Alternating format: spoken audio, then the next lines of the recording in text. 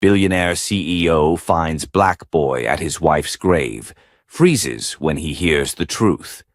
"You're standing at the wrong grave, kid." Elias Grant's voice came out low, firm, but slightly off balance, like the ground under his feet had shifted, and he wasn't sure why. The morning fog still lingered around the gravestones, a cool mist wrapping the cemetery in silence, except for the crunch of gravel under his designer shoes. The boy didn't flinch. He was kneeling in front of the marble headstone, a hoodie swallowing his small frame, hands folded neatly in his lap like he belonged there. Like this grave was his too. Elias's eyes dropped to the engraved words, "Camille Grant, beloved wife and mentor, 1979 to 2021. Elias swallowed hard. That pain never really went away. Even 2 years later, the sight of her name in stone hit him like a punch to the chest. "I'm sorry," the boy whispered without looking back. "I didn't mean to bother you." That voice, that tone. Elias's gut tightened in a way he couldn't explain. "I visit her every week," the boy said, still not moving. "My mom says this is where my real dad comes to talk to her." Elias blinked, his hand tightening around the bouquet he brought. For a second, he thought he misheard. "What did you say?" The boy finally turned his head. Wide, dark eyes met Elias's, not frightened, not even surprised. Just tired. Tired in a way a child shouldn't be. "My mom said this is her grave. She told me you come here a lot. That maybe one day I'd get to meet you." Elias's chest constricted. His fingers went numb around the flowers. "What's your name?" he asked, voice tighter than before. "Noah?" the boy answered quietly. "Noah Carter." Carter. The name hit Elias like a bolt of lightning. His world tilted. "What's your mom's name?" "Renee. Renee Carter." Elias took a shaky step back. Renee Carter. That name hadn't passed his lips in over a decade. She had been Camille's best friend once, practically her shadow. Until one day she vanished. Camille never spoke of her again, just burned every photo, deleted every message, and shut down any conversation that brought her name up. "I think," the boy said, standing slowly, "you knew her." Elias couldn't speak. That was how it started. 3 hours earlier, Elias had been in his glass-walled office on the 47th floor of Grant Tower, reviewing quarterly projections, fielding calls, sipping bitter espresso that tasted like everything else in his life, expensive and empty. He always came alone on this day. Every year, without fail, he slipped out of the chaos, left his phone in the car, and visited Camille's grave with fresh lilies and the letter he never got to finish writing before she died. Camille Grant, the woman the world had called brilliant, poised, unbreakable. To Elias she was so much more. She was the reason he became the man he was, the fire behind the empire, the love that once gave him purpose. And yet, he knew now she'd taken something with her when she left. A secret. He hadn't come to find it, but it found him. Noah stood quietly now, watching Elias like he wasn't sure what to expect next. "How old are you, Noah?" Elias finally asked, voice softer. 10. Elias nodded slowly, mind racing. That would have placed his birth right around the time Camille was dealing with her second miscarriage, the one that left her unable to carry again. At least, that was the story she told him. He stared at the boy, his sharp cheekbones, that dimple on the left side when he tilted his mouth just slightly, those eyes that looked so heartbreakingly familiar. "You think Camille was your mother?" "No," Noah said. "My mom is Renee." But she said Camille was like family, that they were connected, that she promised to take care of me. But something happened, then you stopped coming. And Mom said I shouldn't ask. Elias couldn't breathe. "Why are you here today, Noah?" "I just wanted to see you, to see if you'd look at me like she used to." "Who?" Camille. Silence fell between them, thick and strange. Elias crouched slightly, setting the flowers down. His voice dropped lower. "Did your mom ever say who your father was?" Noah shrugged. "Only once. She said he wore suits that cost more than her rent and ran from things he should have protected." Elias winced.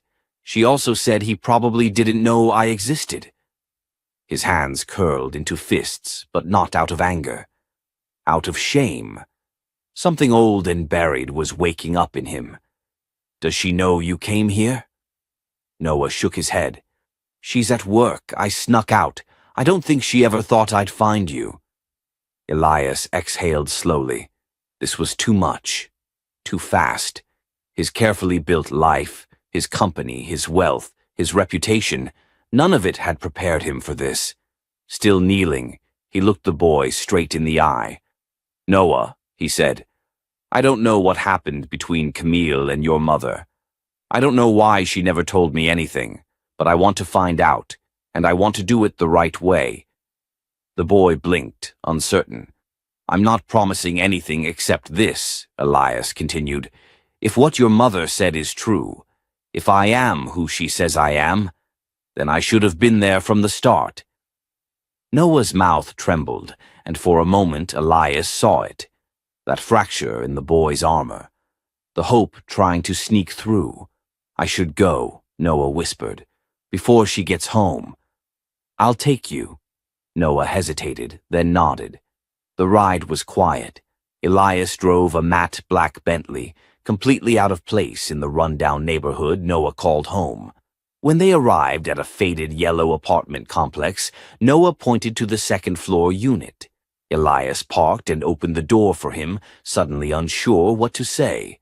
"Tell her I didn't mean to find you," Noah said before heading up the stairs. "I just needed to know." He disappeared through the door. Elias sat in the car for several minutes, staring up at the unit. Camille's grave had always been where he went to grieve, but today it became something else entirely. A doorway. A beginning. And for the first time in a very long time, Elias Grant wasn't sure who he was supposed to be. But he knew who he had to become, because the truth wasn't buried anymore. It had a name. Noah. Elias Monroe didn't sleep that night. The city glittered beneath the towering windows of his penthouse, but it may as well have been a black void. His mind played loops of Noah's face, Renee's name, and Camille's silence like a reel he couldn't pause. For years he'd grieved the loss of his wife, thinking he knew everything. Now he wasn't sure he knew anything at all. He stood in front of Camille's photo on the mantel, a simple black and white portrait she'd hated because she thought it made her look too serious. But Elias loved it. It was the only photo where she wasn't smiling, and that made it honest. "You kept this from me," he whispered, voice hoarse. Why? Camille had never been reckless. She was methodical, intentional. If she took something to the grave, it was for a reason. But Elias was done letting the past remain buried. By sunrise, he was behind the wheel again, driving toward the south side instead of the Monroe Tower. He didn't tell his assistant. He didn't check his phone. He needed answers, unfiltered, and face-to-face. When he knocked on the faded green door of apartment 2B, the sound echoed down the hallway like a warning. It was Renee who opened it. For a second, her expression didn't register him. Just a tired woman answering her door at 7 a.m. in a too-big sweatshirt and hair pulled back in a scarf. Then her eyes locked on his. Elias watched the air leave her lungs. "You," she said, her voice a blend of disbelief and venom. "You've got nerve. Renee, no, you don't get to say my name like that, like you didn't disappear." "I didn't even know," he said, stepping forward. "I didn't know about Noah, about anything." She didn't back up, didn't blink. "And now you do. So what, Elias? You come here to feel guilty in person?" "I came here because I saw him at Camille's grave." Her jaw clenched. "I asked him not to go." "You should have told me," he said, voice cracking. "You should have told me I had a son." She laughed once, sharp and bitter. "You think I didn't try? You think I wanted to raise a child alone, struggling paycheck to paycheck, while you played grieving husband in your glass castle?" Elias was stunned. "You reached out?" "I wrote letters," she said, fire rising in her voice. "I emailed your assistant. I even sent one to Camille." His blood ran cold.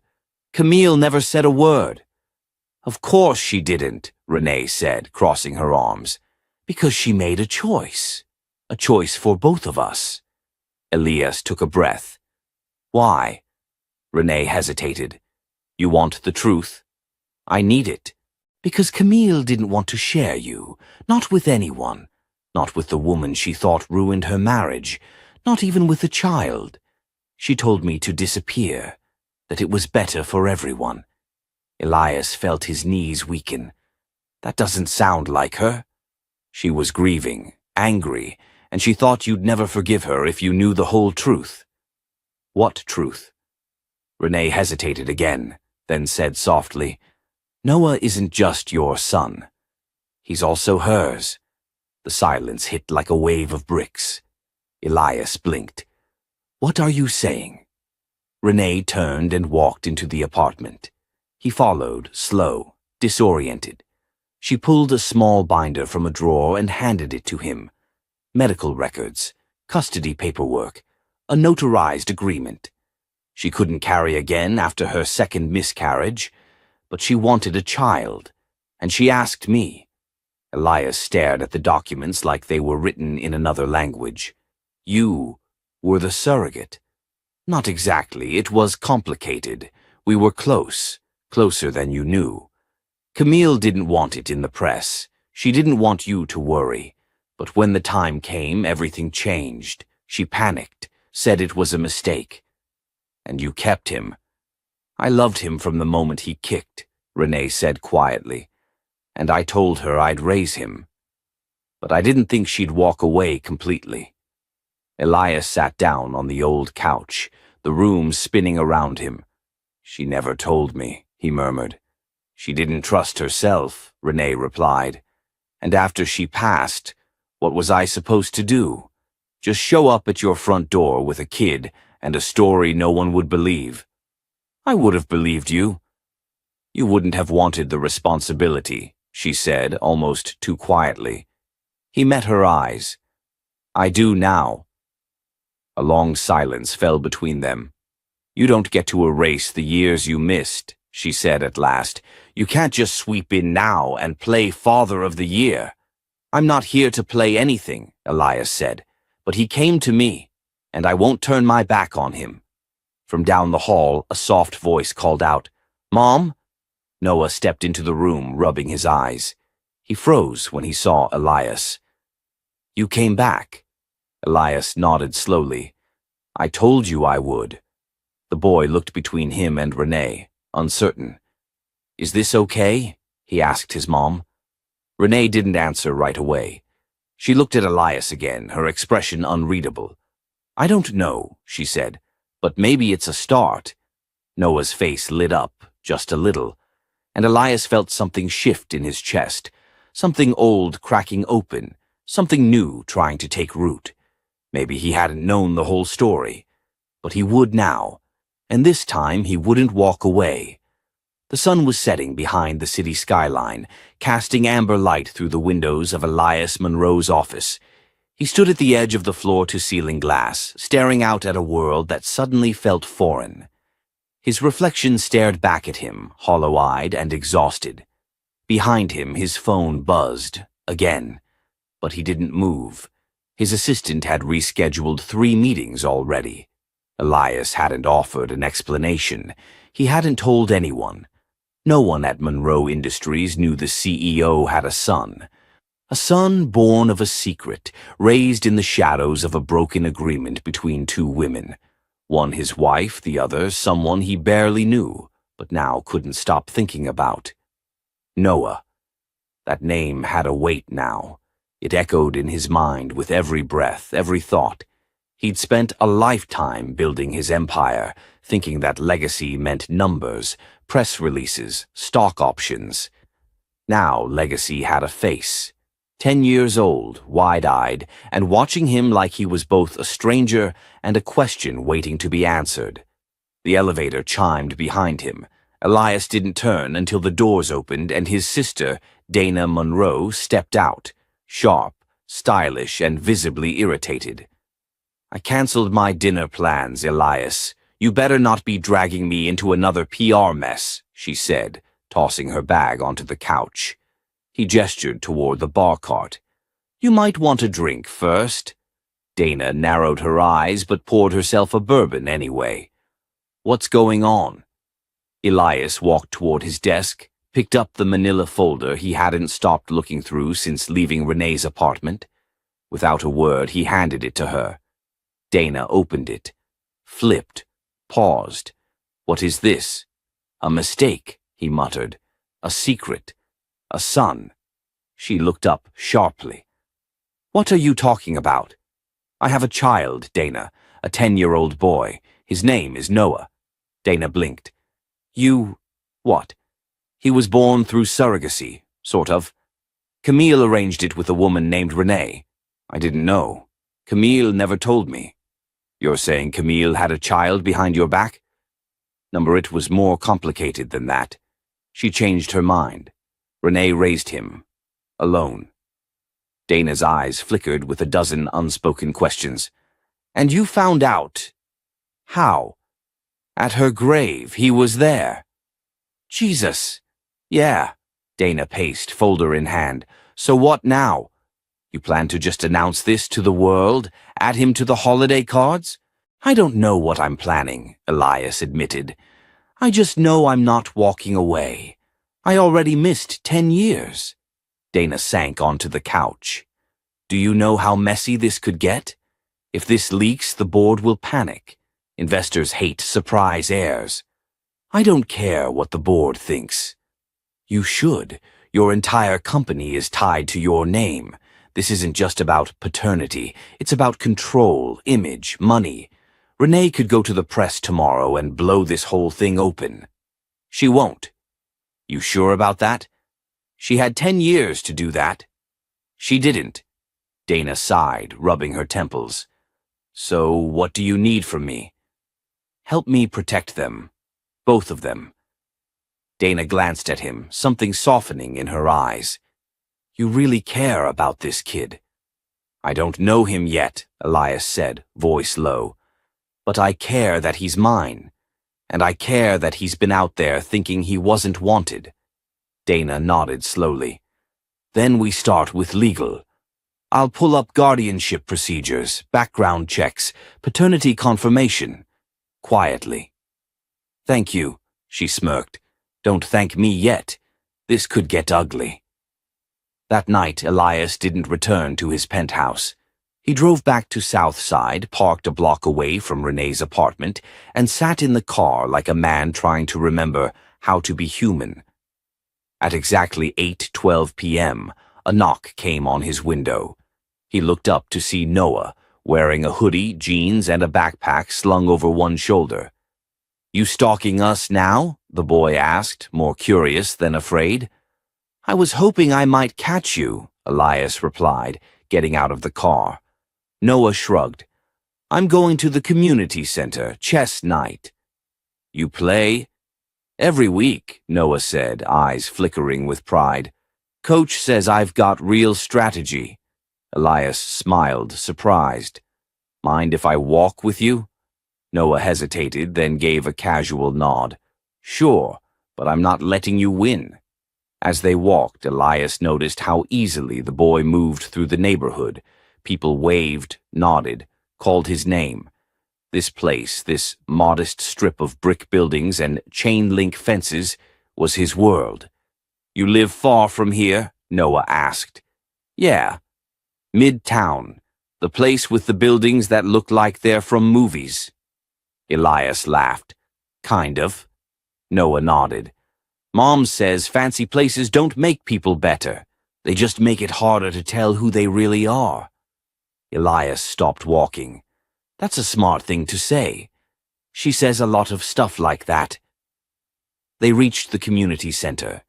A volunteer at the door gave Noah a warm high five and looked at Elias with curiosity. Elias offered a small nod but didn't go in. "I'll wait out here," he said, "if that's okay with you." Noah stared at him for a long second, then said, "You don't have to. But thanks for coming." As the boy disappeared inside, Elias leaned against the fence, watching him join a circle of kids around a chessboard. 10 years ago, he'd buried Camille and thought that was the end of their story. But it wasn't. It was only the beginning of another one. And this time, he wasn't going to miss it. The knock came just after 9. Renee had just managed to get Noah to finish his homework and was halfway through washing dishes when the soft rapping echoed through the apartment. She froze, dish towel in hand, heart skipping once before resuming its careful rhythm. It wasn't unusual to have visitors this late in the neighborhood, but something about the knock was different, hesitant, purposeful. She opened the door to find Elias standing there, dressed in a charcoal sweater and dark jeans, nothing like the corporate armor he normally wore. He looked human and exhausted. "Is he asleep?" he asked quietly. "Just went down," Renee replied, crossing her arms. "I didn't expect you." "I needed to talk to you," Elias said, his voice more fragile than she'd ever heard it. "And I didn't want to do it over email or some cold legal call." She stepped aside, letting him in. The apartment was modest, bookshelves overflowing, a few of Noah's sketches taped to the walls, the faint scent of lavender still hanging in the air. Elias looked around like he was absorbing every detail, every corner of a world he'd never been invited into before. "Sit," Renee said, gesturing to the worn couch. "Talk." He sat down slowly, hands clasped in front of him like he was preparing to confess a sin. "I know why you did what you did," he started. "I know Camille made you promise to stay away." Renee didn't flinch. "And I kept that promise." "I know. But I also know Camille never told me. About Noah. About any of it." She looked at him sharply. "You really expect me to believe you never knew?" "I didn't," he said, his voice breaking. "Not until I saw him at her grave." Renee sighed and sat in the chair across from him. Camille didn't want him to grow up under a microscope. She didn't want him to be a pawn in your family's legacy game. Elias nodded. She was right. And maybe I don't deserve a place in his life. But I'm asking for it anyway. Renee's eyes softened, but only slightly. "He's 10, Elias. He's not a chess piece. He's a kid. And he's been through enough without you dragging him into your world now, just because you're feeling guilty." "It's not guilt," he said. "It's clarity. For the first time in years, I actually see what matters, and it's not my board seat or quarterly earnings. It's him." She leaned forward, her voice low. "Then prove it. Not with gestures. Not with money, with presence. That's what he needs. That's what he's never had." Elias nodded slowly. "I want to try, and I want to do it your way." A long silence stretched between them. Renee studied him, trying to determine if this was just another move from a man used to getting what he wanted. Finally, she said, "Okay, but this isn't about what you want, it's about what he needs. You understand that?" "I do." "Good, because if you hurt him again, there won't be a second chance." The next morning, Elias showed up at Noah's school just before the first bell. Renee watched from the sidewalk as Noah spotted him at the gate and walked up, backpack slung over one shoulder. "You here to embarrass me?" the boy asked, eyeing him suspiciously. Elias smiled. "Number, I'm here to walk you in. If you're okay with that." Noah shrugged. "Yeah, I guess." They walked side by side, silence stretching until Elias cleared his throat. "Your mom says you like science." Noah glanced over. "Yeah, I want to be an engineer, space stuff." Rockets, maybe. Elias smiled. I might know a few people who can help with that. Like who? Elon Musk, Elias chuckled. Number. But I know some folks at MIT and NASA. Noah blinked. Wait, for real? For real, but only if you're serious about it. I am, Noah said, eyes lighting up for the first time. Like, really serious. Good. Then let's make it happen. That afternoon, Elias met Dana back at his office. You're glowing, she said, smirking as she set a thick folder on his desk. You look like you just closed a $100 million deal. I think I just got my son to talk to me for longer than 30 seconds, Elias replied. Well, here's the part that might ruin your good mood. She opened the folder. I ran that background check you asked for. Renee Carter. Elias frowned. She's clean. No way she has skeletons. She doesn't, Dana said. But Camille did. He froze. What are you talking about? Dana flipped to a page near the back. Camille didn't just choose Renee randomly. They knew each other. From college. Same dorm, same activism circles. They were close, and I found emails, old ones, archived on Camille's law school server. She wrote to Renee a few months before she got sick. About you. Elias picked up the paper, scanning the lines. His throat tightened. She wanted to tell me, he whispered. She did, Dana said quietly. But your father got to her first. Elias looked up, stunned. What? Your father had her followed, intercepted emails, threatened to revoke her medical trust if she didn't cut ties. Elias dropped the paper. Jesus. He buried this, Elias. Buried it deep. He didn't want any disruptions to the family name. He saw a child with a surrogate as a liability. Elias leaned back, hands shaking. All this time, I thought Camille had chosen to keep it from me. I thought Renee was just protecting a secret. No, Dana said. They were both protecting you. From the man you never dared to stand up to. Elias felt the floor shift beneath him. His empire, so carefully built, had always stood on someone else's silence. Now it was time to break it. The walls of Elias Grant's penthouse had never felt so hollow.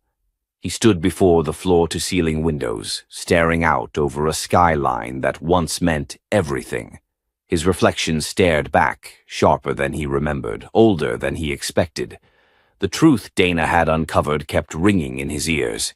His father, Franklin Grant Sr., the man who built the empire Elias now ran, had manipulated Camille's silence, controlled it, weaponized it. And Elias, he'd spent years believing she'd simply chosen to disappear. He turned from the glass and paced across the room, his footsteps muffled by plush carpet. Dana sat on the leather armchair nearby, watching him quietly. She had seen him close billion-dollar deals without blinking, dismantle rival companies with 3 sentences. But this Elias, wounded, haunted, was someone entirely different. I need to see him, Elias said, finally breaking the silence. Franklin? Elias nodded. He needs to look me in the eye and explain it. I want to hear it from his mouth. Dana hesitated. You sure you're ready for that? The man's got a long record of gaslighting his own board. You think he won't twist this too? I don't care if he tries, Elias said. I need to say what I've been holding in for years. I need him to see what he broke. Later that afternoon, Elias pulled into the circular drive of the Grant estate, a place that hadn't changed since his childhood. Black iron gates, hedges clipped with military precision, the house looming like a monument to legacy. His father was in the sunroom, seated in a high-backed leather chair, reading a financial report. I wasn't expecting you, Franklin Sr. said, barely glancing up. I figured that's how you prefer things, being in control. Franklin folded the paper with slow, deliberate care. Is this about Camille? Elias stiffened. You know damn well what this is about. Franklin raised an eyebrow, like a man being mildly inconvenienced by a bad investment. You were distracted, emotional. She would have derailed your focus. She was carrying my son. And you have him now, Franklin said evenly. The result is the same. The result, Elias said, voice rising, is 10 years of a child growing up without his father, of a woman dying without closure. And you think that's a success story? Franklin stood slowly. I think you forget what it costs to be powerful. You want your empire or you want bedtime stories and PTA meetings. You can't have both. Elias stepped forward, fury boiling beneath his skin. I'm not you. Franklin smiled, just slightly. But you're still in my house. Elias held his gaze for a long moment, then turned and walked out, heart hammering, every inch of his body vibrating with rage. This time there would be no more silence, no more shadows. He had work to do.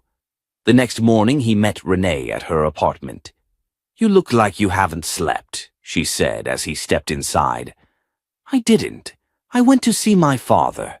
Her expression hardened. And? He doesn't regret it, Elias said. He thinks he saved me. Renee sighed, sitting across from him. That sounds about right. But he didn't just silence Camille, Elias added. He's still doing it. He's still threatening people behind closed doors. Anyone who challenges him inside Grant Industries gets buried. Renee's eyes narrowed. You're saying there are more victims? I'm saying Camille wasn't the first, and she wasn't the last. He reached into his coat and pulled out a slim folder, handing it to her. What's this? She asked, flipping it open. Proof. NDA violations, payouts, forced resignations of women who spoke up. This is bigger than me. Renee scanned the pages, her breath catching. You're planning to expose this? Elias nodded. I've already contacted a journalist at the Sentinel, one who's been after Grant Industries for years. But I want your help making sure the story hits hard. I want people to see Camille and Noah. Renee was quiet for a long beat. You really mean this, she finally said. I do, and I'm not backing down. She stood slowly, looking him in the eye. Then let's finish what Camille started. By the weekend, a draft of the article was in place. Dana had combed through every document, redacting names for safety but keeping the substance sharp. The headline read, Legacy of Silence, How Grant Industries Buried Truths to Protect a Name. Renee wrote the opening paragraph. She didn't mention Camille's full name, but her words cut like glass.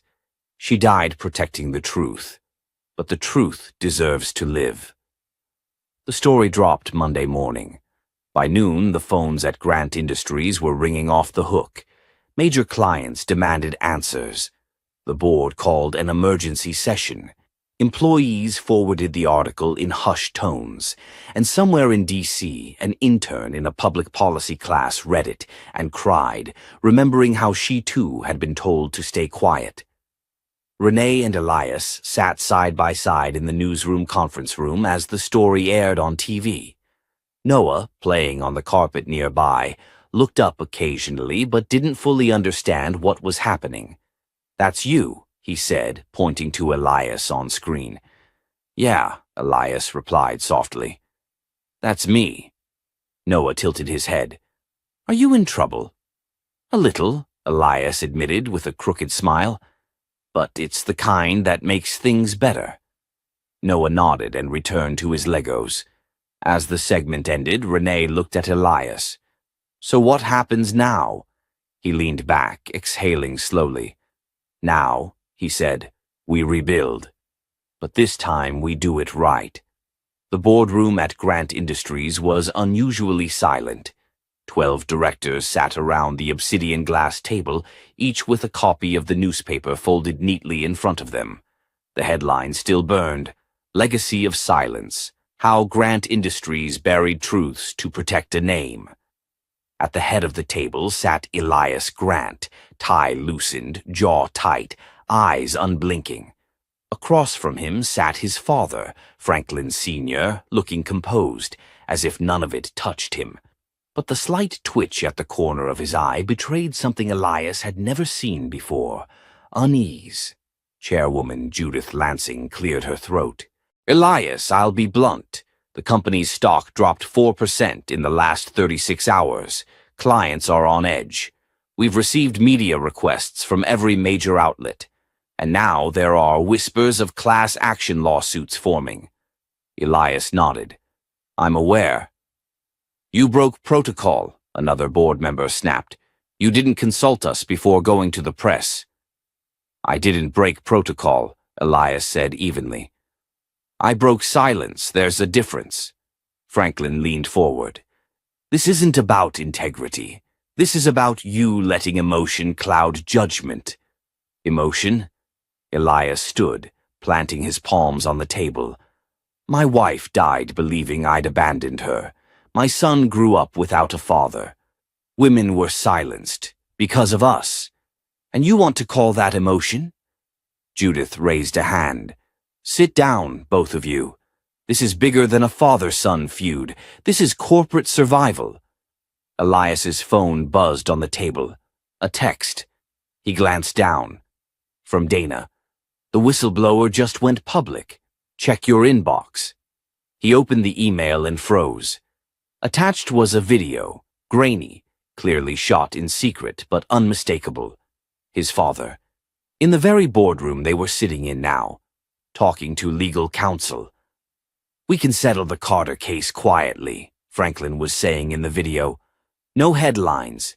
Just cut a check and make her sign. If she goes public, we bury her." Elias's blood ran cold. He looked up, holding the phone high so everyone could see. This was recorded 6 years ago. The woman he's talking about? Camille. A wave of gasps rippled through the board. Judith narrowed her eyes. "Is this verified?" Elias nodded. Time-stamped. Confirmed. Franklin stood, voice low and dangerous. "That video was never meant to see daylight." "And that's exactly the problem," Elias said, his voice rising. "Everything about how you've run this company was never meant to see daylight. That ends now." The board went silent. Elias turned to Judith. "You want to talk corporate survival? We won't survive if we keep pretending this didn't happen. We need full accountability, external investigation, transparency with the press, and effective immediately. Franklin Grant Sr. should step down." "You don't have the votes," Franklin snapped. Elias met his gaze. "Try me." A beat passed. Then Judith turned to the room. "All in favor?" One by one, hands raised. First Judith, then Marcus, then Lucia. 10 out of 12. Franklin's jaw tightened. He looked around the table, then back at Elias. "You think you've won?" Elias didn't flinch. "I'm not here to win. I'm here to fix what you broke." That night, Elias returned to the apartment. He found Noah asleep on the couch, book on his chest, his tiny frame curled under a NASA blanket. Renee was in the kitchen, reheating dinner. "You look like you've been through a war," she said, handing him a plate.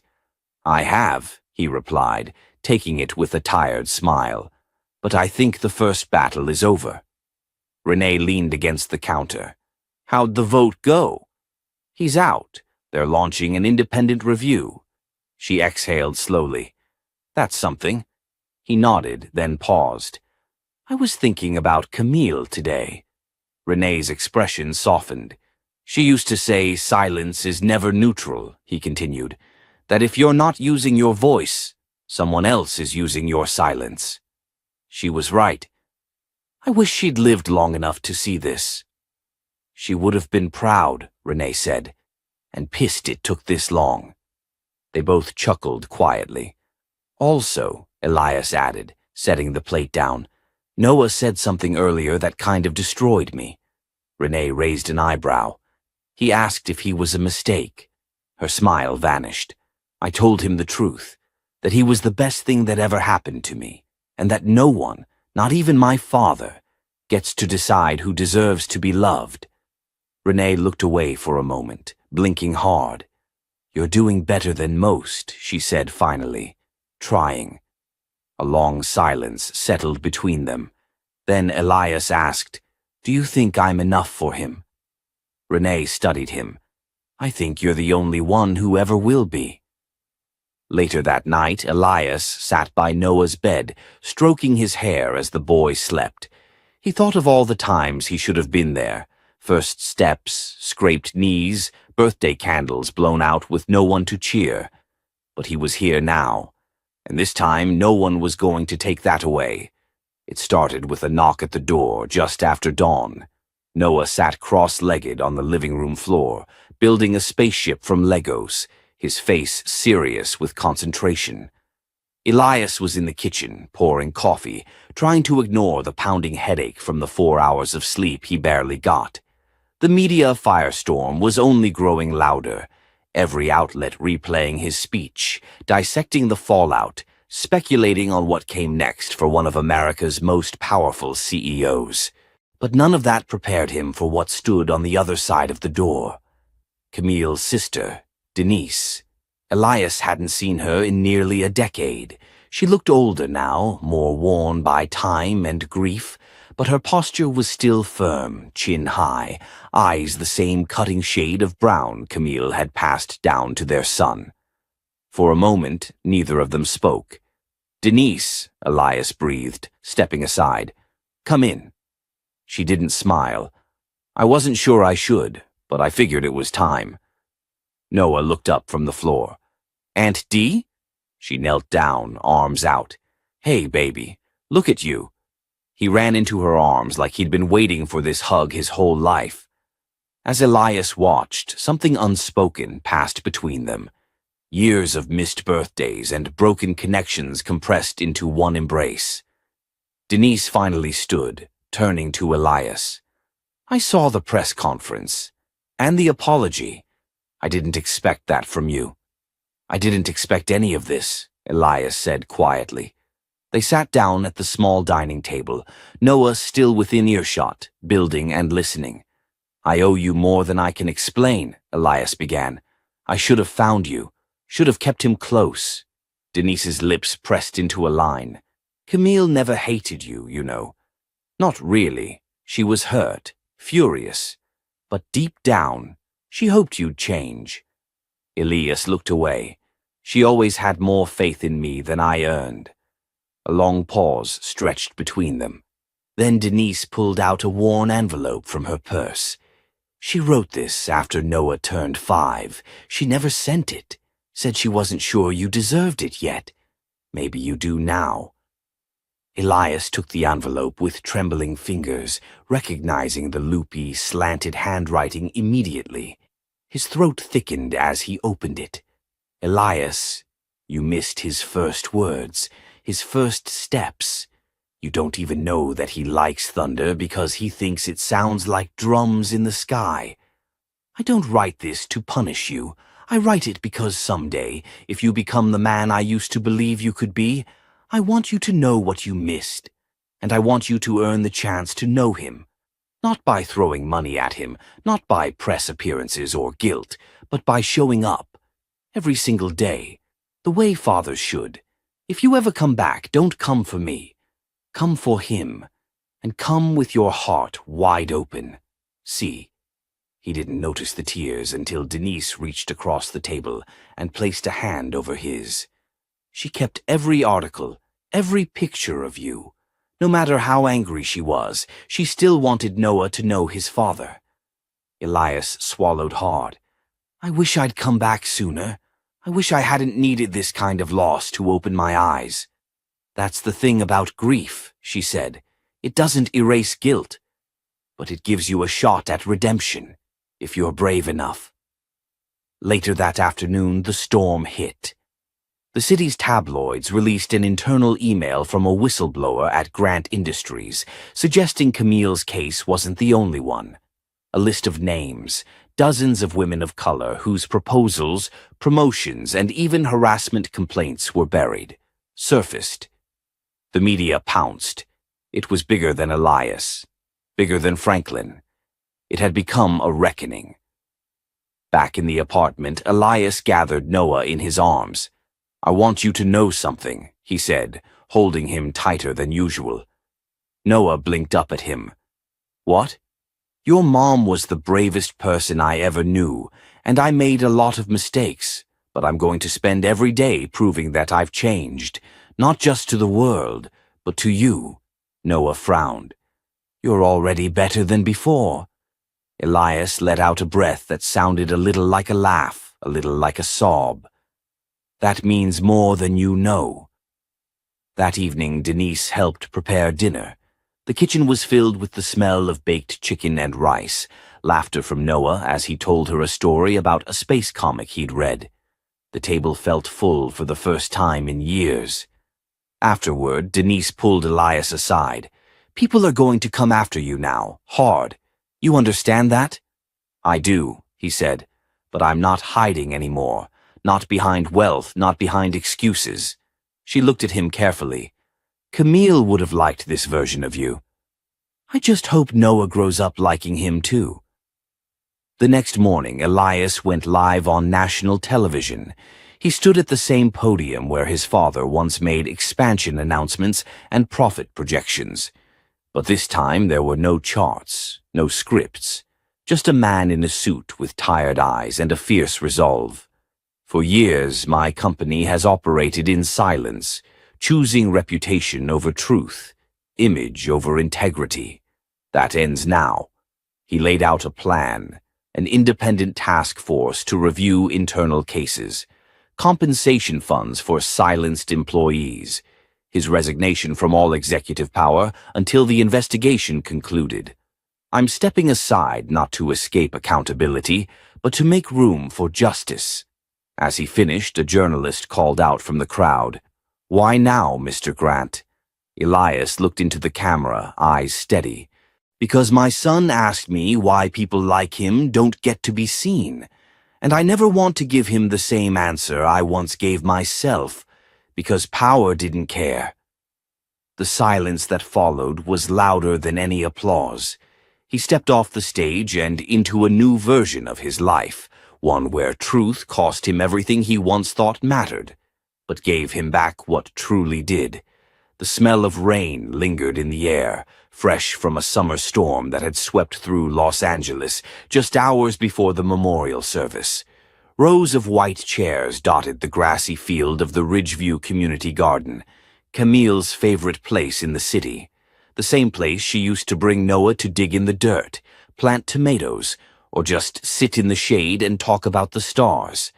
Now it was filled with people, friends, neighbors, colleagues, and even strangers whose lives she'd touched. Elias stood beneath the large oak tree where Camille once hung, string lights for community potlucks. In his hand was a folded piece of paper, trembling slightly in the soft breeze. He took a breath. Camille didn't like grand speeches. She said truth should be short and sharp, like a well-thrown stone. But today, I need more than a stone. He paused, scanning the faces in the crowd. Noah sitting between Aunt Denise and Dr. Lena Brooks from NASA, his small hand gripping Camille's old notebook. And across from them, dozens of women, many of whom had once been silenced at Grant Industries, now standing in solidarity. She was the one person who never tried to impress me. She didn't care about my title, my money, or my power. She cared about whether I showed up, whether I listened, whether I could admit when I was wrong. And for a long time I didn't. But Camille, she still saw something worth saving. A beat of silence. I didn't just lose my wife. I lost time. I lost moments I can never get back. But in her final months, she gave me one last gift, a chance to try again. With Noah. With all of you. He looked toward his son. I know now that legacy isn't about your name on a building or a Forbes list. It's about who you stand up for when no one's watching. It's about what you leave behind in people, not profits. The crowd was quiet, not from disinterest, but reverence.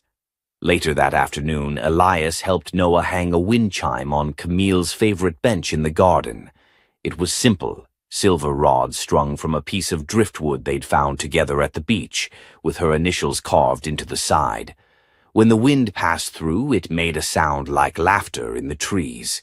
"She'd like this," Noah said, stepping back to admire it. "She would," Elias nodded. Noah looked up at him. "Do you think I'm like her?"